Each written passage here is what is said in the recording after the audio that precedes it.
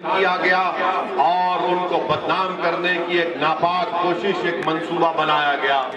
उस वक्त अगर पूरे भारत में अगर कोई ये कह रहा था कि तबलीगी जमात कोविड के फैलने की जिम्मेदार नहीं है, बल्कि उसको बदनाम करने की कोशिश की जा रही है, जो ऐसी तंजीम है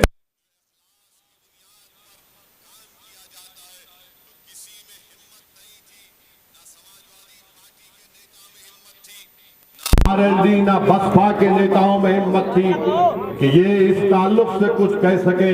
अगर पूरे मुल्क में कि पूरे उत्तर प्रदेश में अगर किसी ने आवाज उठाई तो उसका नाम असदुद्दीन ओवैसी था, जिसने तबलीगी जमात को बदनाम करने की मजम्मत की।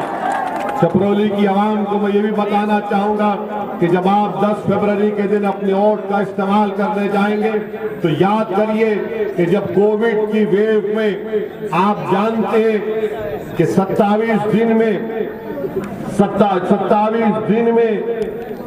करीब 30 से ज्यादा लोगों की मौतें हुई थी छपरौली विधानसभा में। कहां पे नजर आए मुख्यमंत्री की सरकार या मुख्यमंत्री नजर नहीं आए, जब रोज कोई ना कोई छपरौली विधानसभा में एक शख्स मर रहा था कोविड से, उस वक्त सरकार नहीं थी, उस वक्त यहां पर बीजेपी के एडमिनिस्ट्रेशन से कोई नहीं था। आपको ये बात वोट डालने से पहले याद रखनी चाहिए। तीसरी बात जो मैं आपको याद दिलाना चाहता हूं कि छपरौली विधानसभा में 10वीं जमात के बाद यहाँ पर कोई तालीम का, कोई शिक्षा का इंतजाम नहीं है। बताइए कौन सा विकास का काम, कौन सा काम बीजेपी की सरकार ने किया। चौथा, यहाँ पर गवर्नमेंट के कॉलेज की जरूरत है, उसका इनाफिस इंतजाम किया गया। यहाँ पर 13 लाख की आबादी में सिर्फ 24 पब्लिक हेल्थ सेंटर काम करते हैं। बताइए बीजेपी ने कौन सा विकास का काम किया। बीजेपी बड़े बड़े झूठे दावे करती है जो सच्चाई पर मुबन्नी नहीं है। दूसरी जानिब मेरी इज्जतदार माँ और बहनों, मेरे बुजुर्गों, मेरे गयूर नौजवान साथियों, मैं आपको बताना जरूरी समझता हूँ कि जिन्होंने आपका वोट तो लिया, जिन्होंने सुरक्षा के नाम पर आपसे वोट लिया, जिन्होंने बीजेपी को हराने के नाम पर आपसे वोट लिया, जिन्होंने आपके बच्चों को सुरक्षा और उनकी शिक्षा के नाम पर वोट लिया, बताइए आज जब मसाइब और मुश्किलात के तूफान से हम गुजर रहे थे, ये कहां पर नजर आए। पूछिए समाजवादी पार्टी और आरएलडी के नेताओं से कि CAA के ऊपर आपका क्या बोलना है, तो इनकी जबानें बंद हो जाएंगी। तारीख गवाह है कि भारत की संसद में अगर किसी ने संविधान का हवाला देकर उसको काला कानून करार दिया और CAA के उस कानून की कॉपी को पूरे संसद में अगर किसी ने कहकर फाड़ दिया कि जिस तरह गांधी ने उस वक्त के सफेद फाम अफ्रीका की हुकूमत के कानून के खिलाफ इस तरह कानून फाड़ा था, तो असदुद्दीन ओवैसी आपके सामने खड़ा है।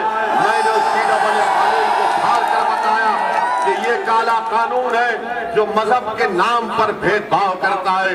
क्या पोजीशन है, क्या कहती है सपा और आरएलडी, किसके पास इनका कोई जवाब नहीं है। ट्रिपल तलाक का गलत कानून मोदी सरकार लेकर आई, पूछिए सपा और आरएलडी से कि आपकी इसके ऊपर क्या राय है, तो जबान खामोश हो जाएगी। आप जानते हैं कि आपकी एक आवाज की जरूरत है। आप जानते हैं कि उत्तर प्रदेश की विकास और उत्तर प्रदेश की मजबूती के लिए बहुत जरूरी है कि अल्पसंख्यक समाज की भी एक आवाज हो। अगर आप सिर्फ खामोशी के साथ वोट डालते रहेंगे, मैं आपको बताने आया हूं कि आप वोट डालेंगे भी और अनीस के हक में इंशाअल्लाह ताला अपने वोट का इस्तेमाल करेंगे। हम सिर्फ वोट डालने वाले नहीं है, वोट हासिल करने वाले भी हैं। आज मैं उन समाजवादी पार्टी में जो बड़े बड़े नेता अपनी जिंदगी गुजार दिए, आज घर में बैठकर रो रहे हैं कि हमको टिकट नहीं दिया गया, हमसे धोखा किया गया, हमसे इंसाफ नहीं किया गया। मैं उन समाजवादी पार्टी के नेताओं से कह रहा हूं कि तुम गैरों की चौखट पर जाकर एक फकीर विधानसभा के टिकट के लिए भीख मांग रहे हो, आओ मजलिस में हम टिकट बांटेंगे, तुमको भीख मांगने की जरूरत नहीं है। और मैं उन नेताओं को चौकन्ना कर रहा हूं, अखिलेश यादव तुमको धोखा देगा। अखिलेश यादव जिस किसी अल्पसंख्यक समाज के नेता को टिकट नहीं मिला, अखिलेश यादव उसको बुलाकर बोल रहे हैं ये लो लॉलीपॉप और मुंह में चूसते रहो। और लॉलीपॉप अखिलेश यादव क्या दे रहे हैं?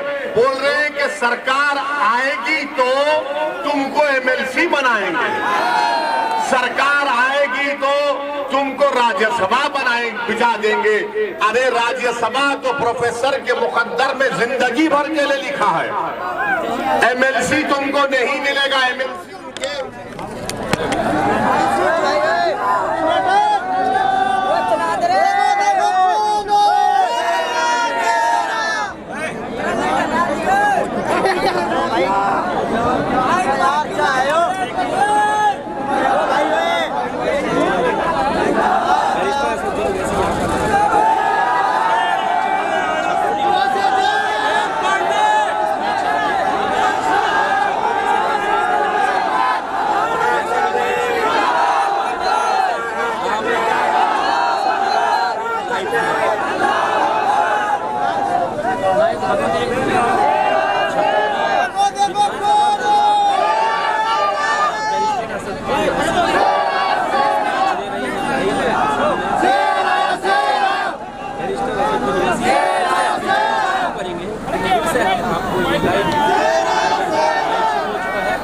अब आप सोच लीजिए,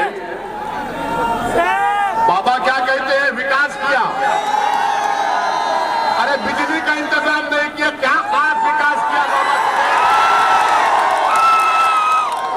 बाबा ने तो कुछ किया ही नहीं। बाबा सिर्फ लंबी लंबी छोड़ते अपने उस्ताद की तरह, मोदी जी की तरह। अनिल बिजली का इंतजाम नहीं। मैं आपसे अर्ज कर रहा था, मैं आपको बता रहा था समाजवादी पार्टी के बारे में, तो मैं समाजवादी पार्टी के नेताओं को कह रहा हूं कि आप अगर घर में बैठ गए तो हमेशा के लिए बैठ जाएंगे, आइए हमारे साथ आ जाइए। हम आपको अपने कंधे पर बिठाकर आपकी राजनीति को इंशाल्लाह चमका देंगे। अखिलेश यादव आपको डुबा देगा और आपकी राजनीति को हमेशा के लिए दी एंड कर देगा, खत्म कर देगा। अब ये इनको सोचना है कि वो क्या करेंगे। तीसरी बात, यहां पर पिछले बार विधानसभा के चुनाव से किसको जिताया था आपने? किसको जिताया था? कौन सी पार्टी का था? अब कहां कूद कर चला गया?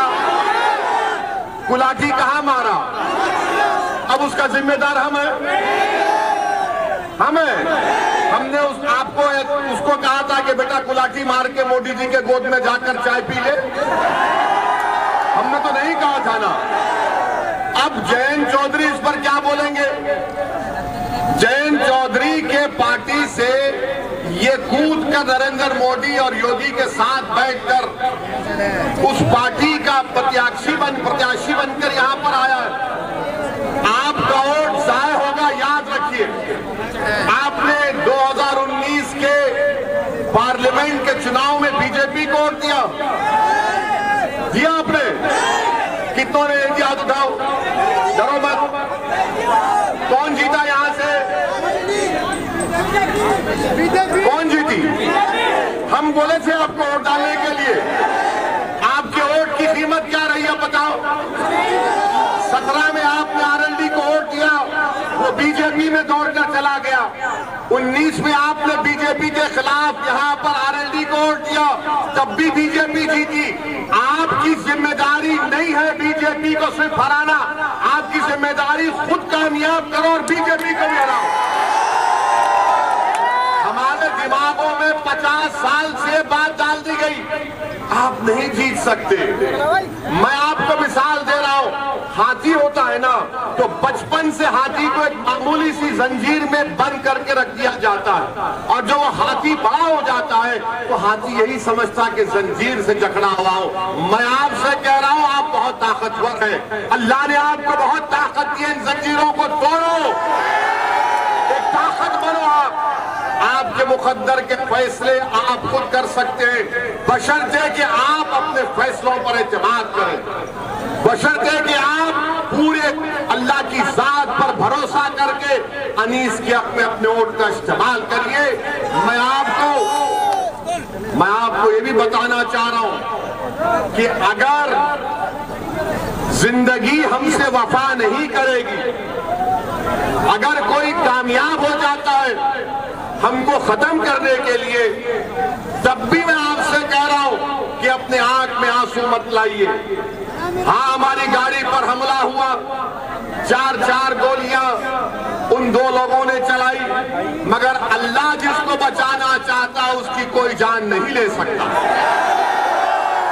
और हमारा तो अटूट इस बात पर ईमान है कि जब तक कुदरत फैसला नहीं करेगी, किसी की इंसान की ना मौत आएगी, जब तक अल्लाह नहीं चाहेगा ना आपकी मौत आएगी, ना कोई आपका रिस्क छीन सकता है, ना कोई आपको बेइज्जत कर सकता है। तो ये तीनों चीजें हम लिखा कर लाते, हमको ये सप्पा RLD मोदी नहीं देते। हम दुनिया में जिंदा है तो अल्लाह के रहमो करम पर जिंदा थे, हैं और रहेंगे। गोलियां चलाने वाले वही लोग हैं जिन्होंने महात्मा गांधी को कत्ल किया था। ये 4 गोलियां चलाए हम पर, अल्लाह ने हमको बचाना था, मगर मैं उन लोगों को फिर से कह रहा हूं, मैं मौत से नहीं डरता हूं, इंशाअल्लाह ताला मैं नहीं डरता। मुझे मालूम है कि इन तमाम जितने दुनिया में लोग आते हैं, अपनी माँ के पेट पे पलकर जब दुनिया में आते हैं तो अल्लाह एक वक्त मुकर्रर कर दिया हर एक का, और हम और आप जाएंगे इस दुनिया से, मगर याद रखो मैं मौत से नहीं डरता, ना मैं कत्ल करने वालों से डरता हूं, ना तुम्हारी गोलियां मेरी आवाज को दबा सकेंगी, ना तुम्हारी ताकत मुझे तुम्हारे ताल्लुक से डर में खौफ पैदा कर सकेगी। मुझ पर गोलियां क्यों चलाई गई? क्योंकि मैं बीजेपी की आंख में आंख डालकर आप गरीब मजलूम अवाम के हक की बात करता हूं। मुझ पर गोलियां इसलिए चलाई चलाई गई क्योंकि मैं गरीब आवाम के इंसाफ का मुतालबा करता हूं। मुझ पर गोलियां इसलिए भी चलाई जाएंगी क्योंकि मैं हिस्सेदारी की बात करता हूं। मैं संविधान के दायरे में रहकर जब ये बात करता हूं तो इन जालिमों को पसंद नहीं आता। ये नादान, ये बुज़दिल ये समझते कि ओवैसी की जबान को खत्म कर दिया जाएगा गोलियों से। अरे तुम्हारे में दम है तो मारो गोली। मगर अल्लाह ने फैसला किया कि तुम्हारी गोली से मेरी मौत होगी, तो मैं आपसे कह रहा हूं, आप अपने हर बेटे को, अपनी बेटी को मुझसे ज्यादा काबिल बनाना। अगर एक ओवैसी मरेगा तो तुमको मैं वसीयत करता हूं कि लाखों में तुमको मुझसे ज्यादा ओवैसियों को पैदा करना पड़ेगा। और याद रखो, हम दुनिया में आए तो जाएंगे, मगर अपने बेटों को, अपनी बेटियों को डॉक्टर बनाइए ताकि वो बीमारों का इलाज कर सके। अपने औलाद को जर्नलिस्ट बनाइए ताकि वो जालिम हुक्मरानों से बेबाकी से सवाल कर सके। आप अपनी औलाद को सियासतदान बनाइए, विधायक बनाइए, सांसद बनाइए, जिला परिषद में लेकर जाइए, चेयरमैन बनाइए, लड़िए। याद रखिए, जो ये चिड़िया होती है ना, जो आसमानों में उड़ती है, क्या वो अपने घोंसले में उड़ती है या बाहर निकल कर उड़ती है? जो चिड़िया घोंसले में उड़ती है, बाहर उड़ती है, तो क्या तुम सिर्फ अपने घोंसले में उसके बनाए हुए घर में रहोगे या आजाद परिंदे की तरह उड़ोगे? उड़ो, अपने ख्वाबों को पूरा करो। याद रखो, तुमको डरने की ये जरूरत नहीं है, डरने और घबराने की जरूरत नहीं है। अल्लाह हमारे लिए काफी है, अल्लाह हमारे लिए काफी है। मेरे अजीज दोस्तों और बुजुर्गों, मैं आपको जज्बात में लाने के लिए नहीं कह रहा हूं, मैं आपसे ये भी नहीं कह रहा हूं कि मेरे हाल पर तरस खाकर तुम मंजलिस के हक में वोट का इस्तेमाल करो। मैं, अल्लाह जानता है, मैं दिल की बात, मेरी सोच और फिक्र आपके सामने रख रहा हूं। कल मोदी सरकार ने कहा कि ओवैसी तुमको जेड कैटेगरी की सिक्योरिटी देते, हमारे अतराफ में कहा गया 10-10 बंदूक लेकर लोग खड़े रह जाएंगे। हमने कहा हम जब से राजनीति में आए हमने कभी सिक्योरिटी नहीं ली और ना कभी लेंगे, इंशाअल्लाह ताला नहीं लेंगे, क्योंकि मेरा मानना यह है कि छपरौली की विधानसभा के लोगों को अगर उनकी जान का तहफ्फुज़ होगा, आपको सुरक्षा मिलेगी तो मुझे भी सुरक्षा मिलेगी। अगर उत्तर प्रदेश के गरीब को, दलित को, अति पिछड़ा समाज को उसकी जिंदगी को हिफाजत मिलेगी तो हमको मिलेगी। मोदी जी, योगी जी, याद रखिए, ओवैसी को सुरक्षा देकर आप अगर पीलू खान को, जुनैद को, इखलाक को, रकबर को अगर सुरक्षा नहीं देंगे तो क्या फायदा मेरी सुरक्षा का, क्या फायदा मेरी सुरक्षा का। इस देश में, इस प्रदेश में गरीबों को सुरक्षा की जरूरत है। और योगी आदित्यनाथ का बड़ा बुलंदबान दावा कि हमने क्राइम को खत्म कर दिया, तुमने कौन सा क्राइम खत्म किया हमको तो नजर नहीं आता। हमने कल पार्लियामेंट में खड़े होकर कह दिया कि हमको जेड कैटेगरी की सिक्योरिटी की जरूरत नहीं है। आप अल्पसंख्यक समाज के, भारत के गरीबों को, मुसलमानों को, दलितों को, जितने गरीब, कमजोर, पिछड़े, दबाए हुए, उनको एक कैटेगरी का शहरी बनाइए।